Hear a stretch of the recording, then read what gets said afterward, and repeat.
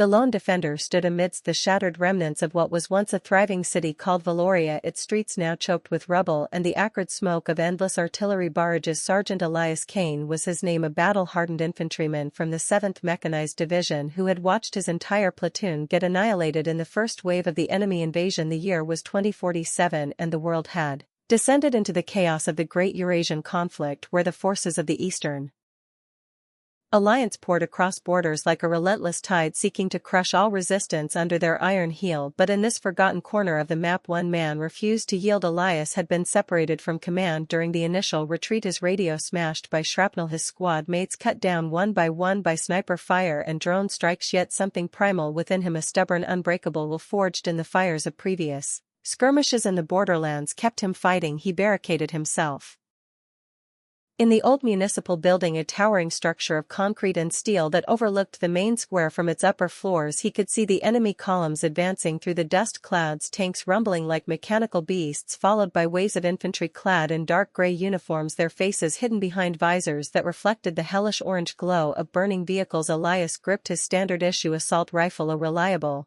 M7A2 chambered in 6.8mm with a grenade launcher attachment and enough ammunition scavenged from fallen comrades to last days if he was careful. His body was a map of scars from past battles, a fresh wound on his left thigh bandaged hastily with strips torn from his uniform pulsed with pain, but he ignored it, focusing instead on the movement below. He had positioned sandbags and overturned desks as makeshift cover, created choke points using debris from collapsed walls, and even rigged crude explosives from unexploded ordnance he found in the streets. The first attack came at dawn on the third day of his solitary stand. The enemy scouts probed the perimeter, thinking the city abandoned after the main forces had withdrawn, but Elias was ready. He waited until they entered the kill zone, then opened fire with precise controlled bursts, dropping 3 men before they could react, their bodies crumpling onto the cracked pavement as their comrades shouted in alarm and returned fire. Bullets whizzed past his head, chipping away at the concrete pillar he used for cover, but he shifted positions, constantly moving from window to window like a ghost in the machine, never staying long enough for them to pinpoint him. He lobbed a grenade into a cluster of advancing soldiers, the explosion ripping through their ranks, sending shrapnel and screams echoing across the square. The enemy fell back, temporarily regrouping under the cover of their armored personnel carriers. But Elias knew this was only the beginning. He rationed his water from a half-empty canteen and 8 cold combat rations while keeping one eye on the perimeter. He had set up tripwires connected to flares and small charges that would alert him to any flanking attempts. Throughout the long hours he talked to himself in a low growl, recounting stories from his training days about legendary last stands like the Alamo or Stalingrad, drawing strength from the idea that one determined soul could change the course of history. As the sun climbed higher, the enemy launched a more coordinated assault, this time supported by light armored vehicles that pounded the building with autocannon fire. The walls shook and dust rained down from the ceiling, but Elias had prepared fallback positions on the 2nd and 3rd floors. He descended to a lower level window and targeted the weak points in the armor, the vulnerable tracks and engine compartments. His shots rang out methodically, each one finding its mark, until one vehicle erupted in flames, blocking the advance of the others. The infantry behind them hesitated, and that moment of doubt was all he needed. He unleashed a hail of bullets from his rifle, cutting down the exposed soldiers who tried to push forward, their cries mixing with the roar of battle in the distance. He could hear the rumble of more enemy reinforcements arriving, but he did not falter. Instead, he felt a surge of adrenaline that sharpened his senses, making every shadow, every glint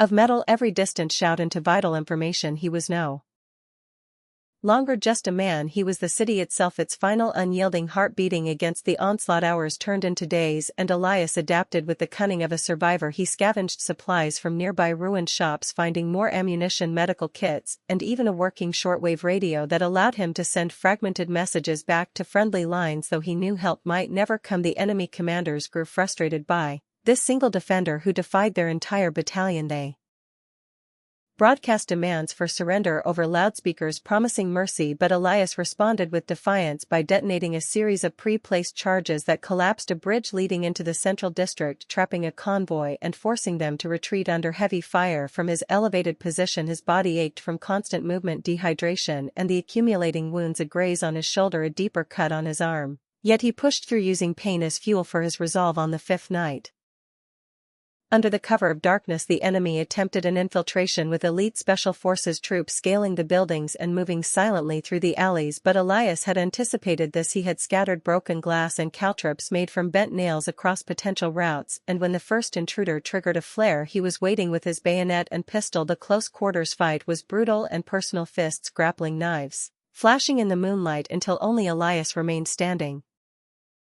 Breathing heavily over the bodies of his would-be assassins, he dragged their gear back to his stronghold, adding their advanced night vision goggles and suppressed weapons to his arsenal. Now he could strike even more effectively in the dark, becoming a phantom that haunted the invaders. Every attempt to take the square was met with devastating resistance, precise shots from unexpected angles, ambushes using the city's sewer system for repositioning, and psychological warfare as he played recordings of enemy distress calls on loop from hidden speakers to sow confusion and fear among their ranks. The enemy began to call him the ghost of Valoria in their encrypted communications, and rumors spread through their ranks that he was not one man but an entire hidden resistance cell, though the truth was far simpler. One infantryman with unbreakable who had decided that this city would not fall while he drew breath. As weeks passed, the battles intensified. The enemy brought in heavier artillery and air support, bombing runs that turned entire blocks to rubble, but Elias had moved to the reinforced basement levels. Using tunnels he dug himself with scavenged tools to emerge behind their lines and strike at supply depots and command posts. Each successful raid bought him more time and more resources, captured fuel for makeshift Molotovs, additional grenades, and even a heavy machine gun he mounted on the roof for suppressive fire against massed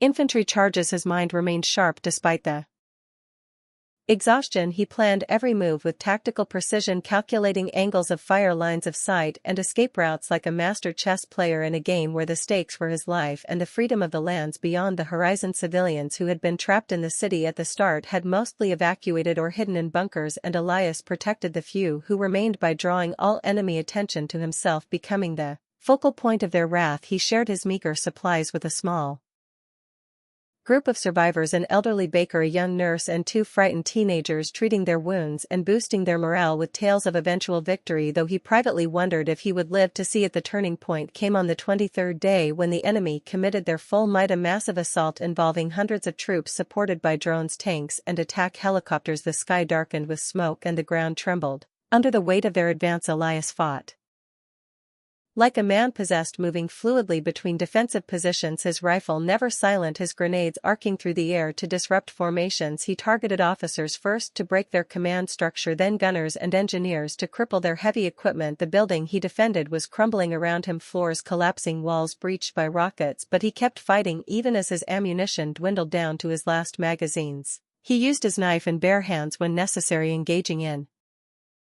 ferocious hand-to-hand combat in the corridors, his uniform torn and bloodied, his face smeared with dirt and sweat, yet his eyes burned with unquenchable fire. The enemy soldiers who faced him spoke later of a figure who seemed invincible, a demon of war who laughed in the face of certain death. As the sun set on that brutal day, the assault faltered. The enemy withdrew, leaving hundreds of their dead and wounded scattered across the square and surrounding streets. They had been bled dry by one man who refused to surrender. Ground inch by inch, Elias collapsed against a shattered wall, his body finally giving in to the accumulated toll of wounds and fatigue. But he had held the city alone for nearly a month, buying precious time for the main Allied forces to regroup and launch a counteroffensive that would eventually push the invaders back across the borders. His story spread like wildfire across the world, becoming a legend of human resilience and the power of individual defiance in the face of overwhelming odds. When relief finally arrived, they found him barely conscious, clutching his rifle, surrounded by the evidence of his epic stand, empty casings, piles of enemy equipment, and the tattered flag of his nation still flying defiantly from the roof of the ruined building. The infantryman who held the city by himself had turned the tide, not through superhuman strength but through courage, strategy, and an unbreakable spirit that inspired generations to come. The war would rage on for years, but in Valoria the name Sergeant Elias Kane became synonymous with the idea that no force on earth could conquer a man who chose to stand his ground until the very end. And as he was carried away on a stretcher toward medical evacuation, he whispered one final promise to the city that had become his fortress: "I held you and I always will." The echoes of his battle continued to resonate through the empty streets where once an army had been stopped by a single-souled, alone defender, the ghost, the hero whose story would be told for centuries in hushed tones around campfires and in history books as the ultimate testament to the power of one man against many. The details of his daily struggles, the constant vigilance against snipers, the engineering of traps from scrap materials, the psychological battles fought in his own mind to keep despair at bay, all wove together into an epic tapestry of endurance that defied logic and probability. He remembered his family back home, a wife and young daughter, whose faces fueled his determination during the darkest nights when enemy probes tested his defenses, and he repelled them with improvised weapons fashioned from broken pipes and shattered glass. He had mapped every alley, every building in the vicinity, turning the urban landscape into his personal fortress of solitude and death for any who dared encroach upon it. The enemy learned to fear the hours before dawn when he was most active, striking swiftly and vanishing into the shadows like a predator. In his domain, his voice, hoarse from disuse, would occasionally call out taunts in the language of the invaders learned from intelligence briefings to demoralize them further, sowing seeds of doubt about their mission and their leadership. The supply lines they tried to establish were constantly harassed by his raids, where he would appear suddenly from manholes or behind ruined walls, unleashing hell before disappearing again, leaving chaos in his wake. Medics in the enemy camp spoke in whispers of the impossible casualty rates inflicted by this solitary figure who seemed to anticipate every move as if he possessed some sixth sense honed by months of isolation and combat. The world outside eventually learned fragments of his stand through intercepted transmissions and drone footage that captured glimpses of his silhouette against the flames, and soon journalists and military analysts hailed him as a modern-day Spartan king, holding the pass not with 300 but with one. The physical toll was immense. Infection set in from untreated wounds, his vision blurred from lack of sleep and constant exposure to dust and smoke, yet he adapted by relying more on sound and instinct, crafting a sensory awareness that made him even more dangerous in the close confines of the city ruins. He conserved every bullet, every drop of water, every ounce of energy, treating each resource as sacred in his war of attrition against a superior force. The civilians he protected became his extended family, sharing stories of their lives before the war and giving him reasons beyond duty to keep fighting. The young nurse tended his wounds as best she could, using knowledge from salvaged medical texts, while the baker prepared what meager meals could be cooked over small controlled fires in the basement to maintain their strength. The teenagers acted as lookouts, warning him of approaching threats with coded signals, using mirrors and bird calls they had practiced together, building a bond forged in the crucible of shared survival that transcended blood relations. As the days blurred into one continuous nightmare of explosions and gunfire, Elias reflected on his past life as a simple soldier from a quiet town who had joined the military seeking purpose and adventure, never imagining he would become the last line of defense for an entire city. His training, which had once seemed routine, now proved invaluable, every drill, every exercise in urban warfare coming back to him in flashes that guided his actions with deadly efficiency. He booby-trapped entire streets, creating mazes of death that claimed dozens of enemy lives without him firing a shot, conserving his strength for the inevitable direct confrontations. When waves of attackers breached his outer defenses, he met them with fury and precision, his movements a dance of death honed by necessity rather than any formal martial art. The enemy high command grew obsessed with eliminating him, dispatching assassination teams and even offering massive rewards to any soldier who could bring proof of his demise. But all attempts failed, only adding to the legend and the fear that gripped their ranks. At night he would allow himself brief moments of rest, propped against a wall with his rifle across his lap, one eye open, always listening for the slightest anomaly in the ambient sounds of the ruined city, the creak of metal, the whisper of wind through broken windows, the distant growl of engines that signaled another push. The psychological strain was perhaps the greatest challenge, fighting not just the physical enemy but the voices in his head that whispered of futility and the overwhelming odds. But he silenced them with memories of fallen comrades whose sacrifices demanded he continue their fight in their stead. Each day he marked on a wall with a piece of charcoal, counting the days of his stand and using the tally to motivate himself to outlast the previous record he had set in his mind. The city itself seemed to fight alongside him, its structures providing cover and its shadows concealing his movements, as if the very stones recognized him as their guardian. The final days of his stand saw the enemy resorting to desperate measures, gas attacks that he countered with improvised masks fashioned from clothing and filters scavenged from vehicles, chemical-suited troops advancing cautiously only to be picked off one by his accurate fire from concealed positions. The exhaustion reached a peak where hallucinations began to creep in visions of his family urging him onward or ghostly figures of his lost platoon cheering him from the sidelines, but he shook them off, focusing on the tangible threats: the glint of a scope, the silhouette of a soldier, the rumble of approaching armor. When the relief forces finally broke through the enemy lines and entered the city, they found a scene of utter devastation, yet in the heart of it all the municipal building still stood, barely a testament to one man's will. The soldiers who discovered Elias saluted him with tears in their eyes, recognizing the magnitude of what he had accomplished alone, holding not just a position but the spirit of resistance for an entire nation. His evacuation was met with cheers from the surviving civilians who emerged from hiding to thank their savior. The story of the infantryman who held the city by himself spread rapidly, becoming a beacon of hope in a darkening world, inspiring recruits to join the fight and nations to rally against the aggression. The details of his survival tactics, the way he used the environment, the psychological operations he conducted, the sheer tenacity that allowed him to endure wounds, hunger and isolation, all became subjects of study in military academies worldwide. For years afterward, veterans would gather to recount versions of his tale, embellishing some aspects but always returning to the core truth that one determined